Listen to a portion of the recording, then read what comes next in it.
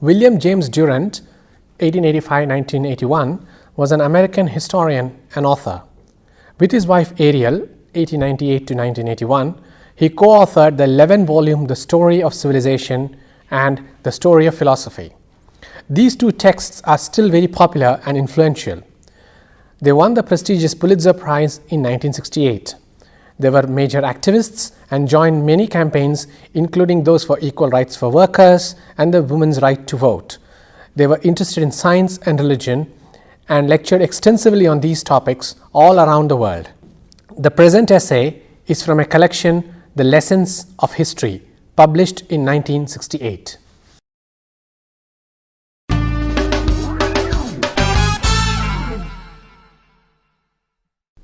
Hello everybody. My name is Pramod Nayar of the Department of English, University of Hyderabad. In this session, we are going to be looking at Will and Ariel Durant's famous essay, Is Progress Real? The essay raises several important questions of the nature of human happiness, human conditions, the use of technology for the acquisition of happiness, questions that have remained relevant even today, years after the essay first appeared. The essay opens with a set of fundamental assumptions on which the rest of the argument depend. The assumption is the nature of the human condition has not changed. The quest for pleasure, the quest for safety, clothing, security, competition and war have been consistent to the human condition ever since humankind appeared on earth. What has changed is the process and the method through which human beings have pursued these same goals. What has also changed, the essay assumes, is the consequence of some of these methods. That is, in the pursuit of pleasure, mankind's inventions have also produced pain. In the pursuit of happiness, the methods and devices that humankind has employed has resulted in tribulations and suffering for a lot of people. This essay suggests that the reason for the absence of pure pleasure as a goal is to do with the fact that we have never pondered over the reasons why certain devices were invented. That is, the essay asks us to pay attention to the intention behind the invention of any device. For example, if the goal of atomic energy or nuclear power has been just safe, peaceful power for the entire earth, it would have had a different consequence. As has been demonstrated in history, the role of nuclear power has not been entirely for the pursuit of the larger benefit of mankind. It has resulted in huge destruction, specifically during the Second World War over the Japanese cities, and that is entirely the result of an absence of intention, or rather an absence of noble and good intentions. The essay here asks us to stop a moment and think, is the development of so much technology, the development of so many scientific theories and inventions and drugs, chemicals, the pursuit of the conquest of outer space, driven entirely by the need for human happiness? The essay answers, no, it is not. The pursuit of happiness is one part of what humankind actually does with its developments. It's only one part of what mankind pursues. If the intentions behind any development are not very clear, or if they are maybe even slightly dubious, then the consequences of technology are not entirely safety and security. The consequences can be extremely dangerous. The essay therefore asks us to align two things: development, which includes science and technology, devices, instruments, medicines, whatever you can think of as the idea of progress. We need to align that with the intention behind any of those inventions. What causes the scientists to pursue a certain course of action in the laboratory? Why do the scientists, funded by various agencies, including governments around the world, seek to invent certain things? We need to bring back the idea of a moral basis, an ethical condition that promotes scientific developments and technologies.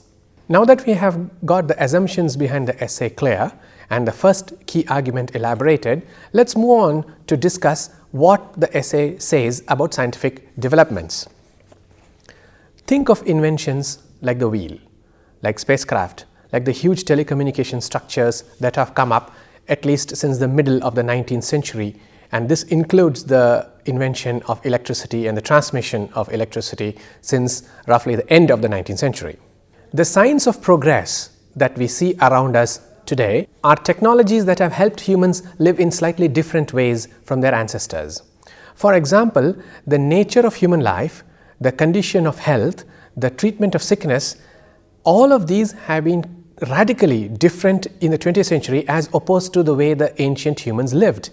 Let's take just one example of penicillin, the broad spectrum antibiotic whose invention and manufacture in laboratories has made life bearable for several suffering humans around the world across the century. Now, is this progress? The answer would be, of course, it is progress. It is progress because it is beneficial to mankind. The idea of progress, therefore, hinges upon our ability to change the quality of life from the quality of life lived by our ancestors. That is, every generation acquires pleasure, enjoys safety, lives in better conditions, wears better clothing, all because of the idea of progress having changed and the devices of progress having changed. Here I must draw your attention to the two components that we began with, that the idea of progress must always be aligned with the intention behind the definition of progress and the intention behind any invention. How do we define the better quality of life for us today? Based on that question, we need to ask, does any particular device, whether it's cable television or the internet, improve the quality of our life? Therefore, the definitional question, as we might think of it, what makes our life better, must therefore also be addressed to, does this make our life better? This kind of questioning brings back, like I said at the beginning, the question of moral and ethical reasoning behind any technological invention. This applies to any spectrum of technological developments that constitute progress today. It could be industrialization from roughly the invention of steam from the mid-19th century in Europe, through to penicillin and drugs, and now telecommunications and the internet, digital cultures that we see around us today.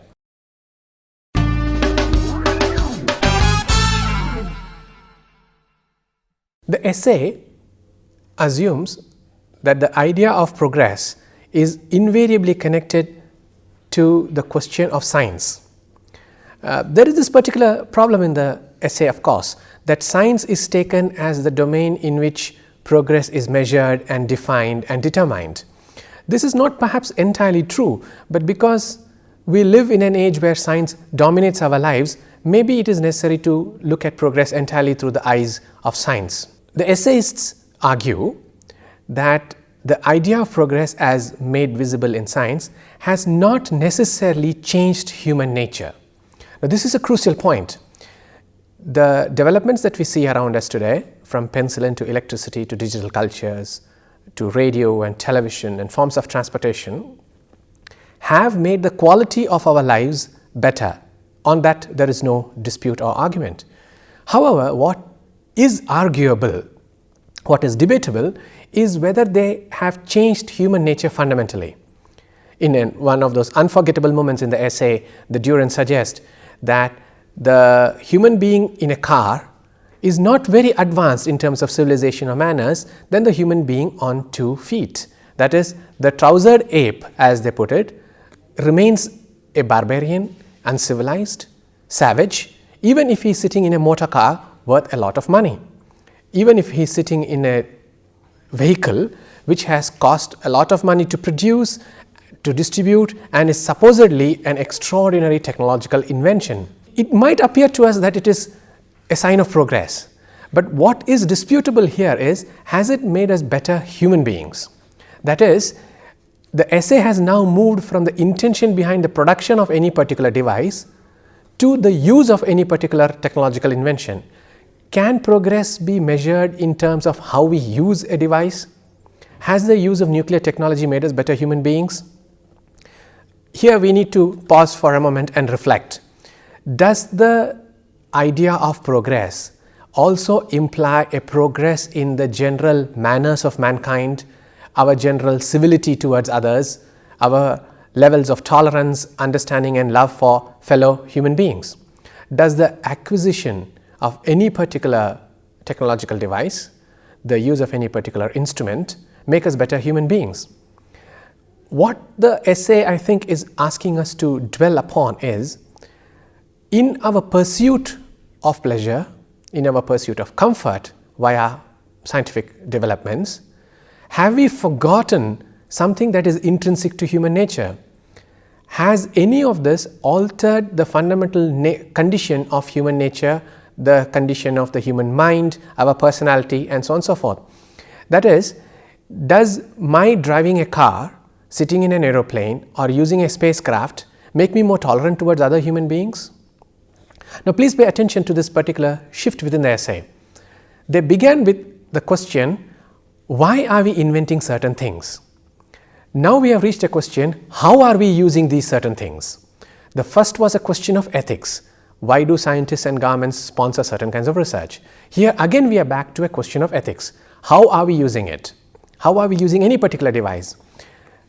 Please note that the essay also has suggested to us that if we lack an ethical basis, an ethical cause for invention of any particular object or device, the chances that we misuse it for destructive purposes is very high. In other words, if we do not have a good justification for the invention of any particular device or instrument, then it is more than possible that we will use it for something awful, something that produces suffering and pain rather than pleasure and comfort. Now, this is a question of ethics. As you can see, I am proposing that this essay is not really only about progress. The essay is primarily about the question of the ethics of progress. Now, up to this point, we have talked about the ethics of invention and the ethics of usage. As a good instance of this misuse of technology and the very questionable nature of progress, the essay points out a couple of very fascinating details. If progress is something that applies to the entire mankind, then why do we have things like urban poverty, suffering, and crime in cities? Let's not forget, progress has invariably been associated with industrialized cities, with the metropolis, right? Now, in this particular essay, by pointing to this, we see the essays addressing a particular paradox. If progress has changed lives, why has it not changed the lives of everyone? That is, does the idea of progress apply to all human beings on earth, or does it apply to some and not to others? Is the development of, say, digital culture or penicillin or advanced healthcare applicable to all people across the surface of the earth? We should know the answer. The answer is no. Progress, therefore, is not something that encaptures everyone. It does not encompass everyone. Progress is different for different regions of the world, for different cultures around the world, and for different people within the same city. For example, if the city is seen as a sign of progress, and this is a narrative that has applied to all cultures since at least the middle of the 19th century, that the more cities you have, the more developed the country or the culture actually is. Now take a look at cities. There is more poverty in cities than there is in any rural area of any country. There is more suffering, there is more crime, there is more insecurity and danger in cities rather than in the countryside. Using this as an example, the essays suggest progress does not mean progress for everyone. Progress acquires happiness for some, provides safety for others, but leaves a lot of people unattended too. This makes progress a rather uncertain and unstable thing. It is not possible to think of progress as universal, and that is one of the key arguments in the essay itself, that progress is not universal.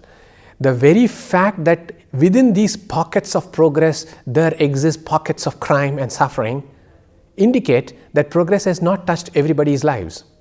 You will recall here that there has been a lot of criticism about the so-called progress India has made. Whenever elections come around, for example, the people in newspapers conduct opinion polls and surveys. And when they talk to the urban poor, the answer that they give is the same. How does it matter which government takes charge at the center? How does it matter who heads any government? Our lives have not changed. This is a good example of the problem of progress. We can think of it as a problem for the simple reason that progress does not work equally well for everyone. If the urban poor have remained poor for years and years after independence in India's case, then it means something very simple. They have not seen progress. We might argue that India has progressed in several domains. We might suggest that progress has happened in advanced healthcare. But the urban poor will tell you advanced healthcare is not applicable to them, that our primary health in rural India is still rather miserable. How does one then define India as progressing at all? How does one see this progress at all?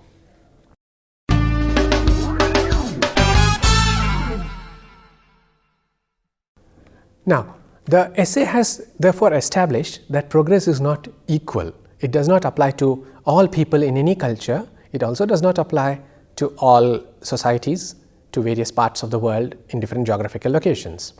They move on to another key point. The question they now ask is, has progress in science, has the development in science, in modernity, made us more tolerant? The argument here is, science has somehow become a substitute for religion, for faith. And interestingly, and perhaps more dangerously and worryingly, the developments in science and technologies have not really improved our sensibilities. Here the essays take a slightly changed route. They address the question of religion and the arts. The question they ask is, are we now in this day of great modernity, this great era of progress, possessed with a greater sensibility? Are we producing better architecture, better arts than our ancient ancestors? The answer is very obviously no. That is, our idea of progress has somehow not included the idea of a progress in our sensibilities, in our mindset. If we are progressing in our pursuit of happiness, in greater healthcare, then does it not also mean that we should be more progressive in our minds? Should it not make us more tolerant and understanding towards fellow human beings? But has that happened? It very obviously has not. In fact, as we know when we look at newspapers or watch television news on any day, there is more frustration, anger and intolerance than there ever was before. We arguably lead better, more comfortable and secure lives than our grandparents' generation, but it has not made us more tolerant. We are not producing better works of art. Our sensibilities are not any more refined and advanced, we can think of it as progress, than our ancestors. So then, what has science done? In our pursuit of a very technologized, instrument-driven rationality, in our pursuit of an instrument-driven happiness, we have forgotten to improve our minds, improve our sensibilities. And this, according to the essay, is a very dangerous moment. The essay now takes a very interesting trajectory. Having argued that the idea of progress connected with science and developments in technology have not improved our sensibilities, they take us back to the ancient world. Using the examples from Egypt and the ancient world's great wonders, which includes, as we know, the architectural splendors of the Parthenon, the Roman Empire and Egyptian pyramids, they ask a question. Can we claim that anything we construct now is an improvement in either aesthetics or scientific technologies or the science of architecture than the wonders of Egyptian pyramids? Are they not are the pyramids not significantly better in composition, in aesthetic appeal, and the very marvel of architecture, way better than anything we have produced in the recent times in our so-called modern technological age? The answer is very obvious. Yes, they are way better than anything we have produced thus far. Now, this makes us aware of a huge problem with the argument of progress. If we have progressed significantly from the ancient times, why is it we are not able to replicate anything of the great aesthetic architectural sensibility of the ancient world? Why is it we are not able to build things like the pyramids? The counter to that is, of course, very obvious. We can refer to the great bridges, the chrome and glass structures, the skyscrapers of modern times. But the essay, please remember, is set somewhere in the 1960s, and it is not yet the time of this great architecture that we see now. So the essay is concerned with a comparison. The essay projects the ancient world's inventions, its architectural devices, and its great glorious buildings as the high watermark of all civilized sensibilities. And their point is, if the ancients could build such marvels, if they could develop such fantastic pieces of architecture, then are they not far more progressed than us? Do they not show greater signs of progress and development than us? And the answer would have to be yes. The art and architecture of the ancient world has never been replicated. It cannot be duplicated no matter how much effort and computer technology we may have at our command. Now please note, this is not the problem of technology. This is not an issue that they had better devices and better science than us. It is not about science at all. It is about our aesthetic judgment, our sensibilities. The point they are making is that no matter how much science, how much development technologies, how much architectural sciences we have at our disposal, because we lack the sensibility of the ancients, we will never build anything like them. Following from that, of course, is a logical next step. There is no way that our idea of progress can be measured against the progress the ancients had made. That progress is symbolized in the wonders of the ancient world.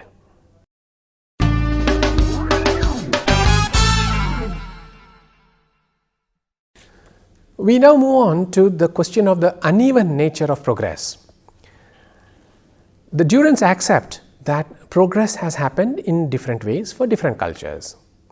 So, for example, the problem of children dying at childbirth or in early stages has more or less disappeared across the cultures from various parts of the world. India is, of course, one of them, in which this was a very serious problem right up to the 1980s. We know that from our own history. But the Durants point out that progress is always uneven. It's not the same progress for, say, Africa or, say, the United States and the third world. The idea of progress is different because we pursue different goals. More importantly, we pursue those goals through different modes. It's not the same method of seeking happiness. You need to pause a little and look at the cultures around us. The American idea of progress for families and individuals is to do your own thing, to be individualistic, as they say. Our idea of progress for an individual is based primarily on whether we are individually happy but also happy within a community or a family. Our idea of progress, therefore, would mean our ability to fit in and be happy with not just ourselves but in a family, a kind of Asian civilizational mode of progress. If we can assume this, then it follows logically that what we define as progress is very radically different from what the West would define as progress. Our move towards individualism is not to be deemed as progress in the Asian or Indian sense of the term. It is an American sense of what progress means. But there is one significant way in which the idea of progress is common to a lot of people from around the world, and that is the idea of democracy. The Durants suggest that democracy, freedom, and the freedom from tyranny, the freedom from unhappiness, is something that is universal to practically any culture and society around the world. Our world today, in the late 20th and early 21st century, or if you want to look at the time that the Durants were writing, the 1960s, is far happier in the sense there is greater freedom. The time of monarchy in any part of the world, of tribalisms and tyrannical kings, was not the period of happiness or equality. The idea of progress, therefore, might be connected to the movement towards democracy, what is now called by social science people as democratization, the move towards greater liberty and greater freedom for a larger number of people. Where freedom used to be during the monarchic times the province of a few select elite people, there is more freedom for more people now. In fact, if you move from the Durants' time to our own, if you want to think of any idea of progress, we need to think of progress as freedom. And that, I think, is where the essay moves towards the end.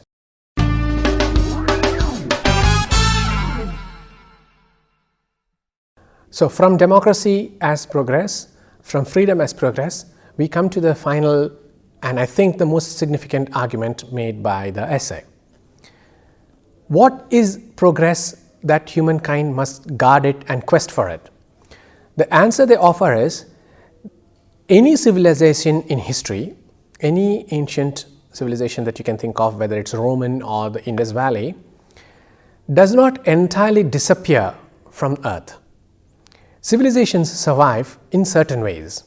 Some of their products survive, some of their ideas survive, some of their customs survive. Heritage, as it is often called, is a marker of any civilization. So, civilizations leave some things behind for their next generation to enjoy, to benefit from, and to learn from. Things like the wheel have remained consistent, useful, and essential to civilization from around the world. The invention of fire, and as we know, to take the most relevant example, medicine and the invention of various drugs to fight serious illnesses are inheritances. The idea of progress must be connected, therefore, to what we save up, guard, and transmit to the next generation. It could be the idea of care, it could be the idea of tolerance and love and understanding, it could be any particular medical or technological invention. The Durants propose that the measure of progress is to be seen in what we leave behind for future generations to enjoy, to benefit from. Progress is civilization's responsibility towards the future generation. Now, this is a very interesting and I think a very different version of what we define as progress. Progress is what we build for ourselves, yes, but progress is also what we transmit as values, norms, traditions, and usable customs for future generations. Heritage, as this is often called, is what we need to therefore safeguard, because that is what the future generations will benefit from. It is something we need to very carefully think through. At this point, yet again, I will go back to the first assumptions of the essay. Heritage implies a system of thinking. It's not just a set of material objects. And inheritance is not just what we gain to use. Inheritance is always a task. It's not a given. It's not just a ready-made device. Now, this means when we leave something behind for future generations, we need to ask, do we want to leave this or that?